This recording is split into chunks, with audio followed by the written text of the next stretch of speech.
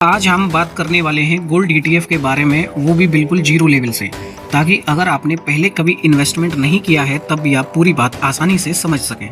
सबसे पहले समझते हैं कि ईटीएफ होता क्या है। तो गोल्ड ईटीएफ का मतलब होता है एक्सचेंज ट्रेडेड फंड, यानी ऐसा फंड जो स्टॉक मार्केट में शेयर की तरह खरीदा बेचा जाता है, लेकिन इसका दाम सीधे सोने की कीमत से जुड़ा होता है।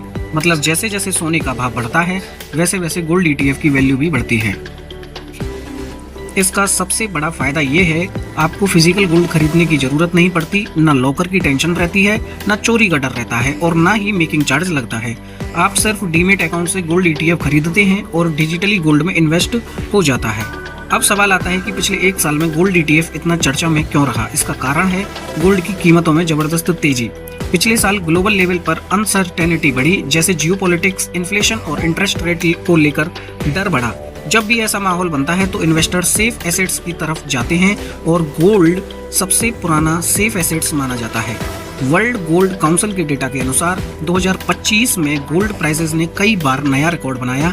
इसी वजह से गोल्ड ईटीएफ में दुनिया भर से भारी पैसा आया। कई इंटरनेशनल मार्केट्स में गोल्ड ईटीएफ होल्डिंग्स और ऑल टाइम हाई के आसपास पहुंच गई। अगर हम भारत अपने देश की बात करें तो यहाँ भी गोल्ड ईटीएफ में निवेश तेजी से बढ़ा। 2025 में इंडियन गोल्ड ईटीएफ में करीब 36,000 करोड़ रुपए से ज्यादा का निवेश आया। गोल्ड ईटीएफ की टोटल होल्डिंग्स लगभग 95 टन के आसपास पहुंच गई, जो अपने आप में एक बड़ा आंकड़ा है। इससे साफ पता चलता है कि भारतीय इन्वेस्टर्स भी अब फिजिकल गोल्ड से ज्यादा फाइनेंशियल गोल्ड यानी गोल्ड ईटीएफ पर भरोसा करने लगे हैं।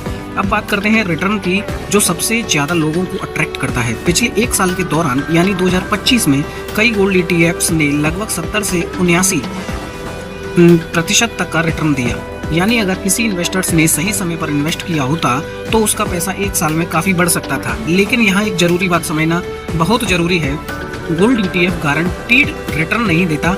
अगर फ्यूचर में गोल्ड की कीमत गिरती है तो ईटीएफ की वैल्यू भी नीचे आ जाती है। गोल्ड में शॉर्ट टर्म वॉलेटिलिटी रहती है, इसलिए ये ओवरनाइट रिच बनाने का ऑप्शन नहीं है। गोल्ड ईटीएफ में एक छोटा सा एक्सपेंशन रेशियो भी होता है जो फंड हाउस चार्ज करता है। हालांकि ये फिजिकल गोल्ड की मेकिंग चार्जेस और लॉकर कॉस्ट से काफी कम होता है। अब निवेश करने के तरीकों की बात करें तो गोल्ड ईटीएफ में आप लंप सम यानी एक साथ पैसा भी लगा सकते हैं और एसआईपी के जरिए हर महीने थोड़ा थोड़ा इन्वेस्ट भी कर सकते हैं।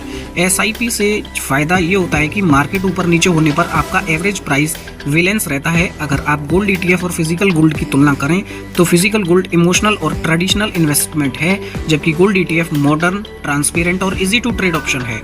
ईटीएफ में प्योरिटी की कोई चिंता नहीं होती क्योंकि ये स्टैंडर्डाइज्ड गोल्ड पर बेस्ड होता है। आखिर में यही कहा जा सकता है, अगर आप लॉन्ग टर्म इन्वेस्टर हैं और अपने पोर्टफोलियो में रिस्क को बैलेंस करना चाहते हैं तो गोल्ड ईटीएफ एक अच्छा डाइवर्सिफिकेशन ऑप्शन आपके लिए हो सकता है। लेकिन इन्वेस्टमेंट से पहले हमेशा अपने फाइनेंशियल कंडीशंस और गोल्स को जरूर समझें।